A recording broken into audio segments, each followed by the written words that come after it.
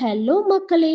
நாங்க சொன்ன மாதிரியே வெப்சைட்டோட காம்போனன்ட்ஸ் பத்தின சீரீஸ் இதோ ஸ்டார்ட் பண்ணியாச்சு.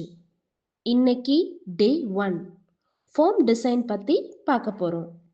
ஃபார்ம் டிசைன் தான் யூசர் இன்டராக்ஷனோட பேக்போன் மாதிரி. இது ஒரு HTML element.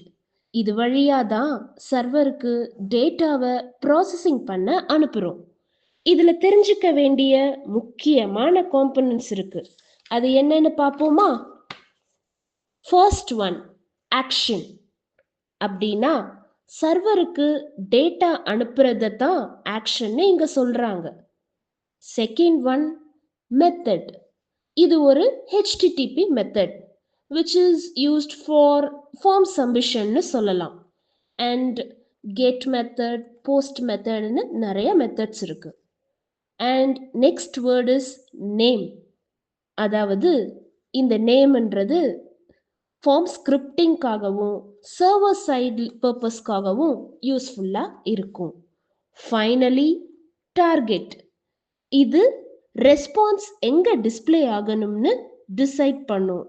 Like underscore self and underscore blank. இப்போ இதுக்கு ஒரு குட்டி எக்ஸாம்பிள் பார்க்கலாமா? நம்ம எல்லாருக்கும் தெரிஞ்ச அமேசான், ஃப்ளிப்கார்ட் இந்த மாதிரி இருக்கிற இ-காமர்ஸை வெப்சைட்டை எடுத்துக்குவோம். இதில் லாகின் பேஜ் பார்த்துருப்பீங்க.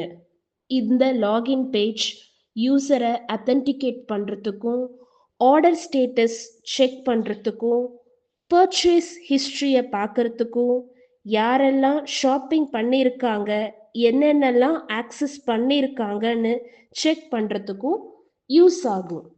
ஸோ இப்போ நான் சொன்னதுலேருந்து ஃபார்ம் டிசைன்னா என்னன்னு புரிஞ்சிருக்கும்னு நினைக்கிறேன். நெக்ஸ்ட் டே 2 நியூ டாபிக்குடன் உங்களை சந்திக்கிறேன். பை.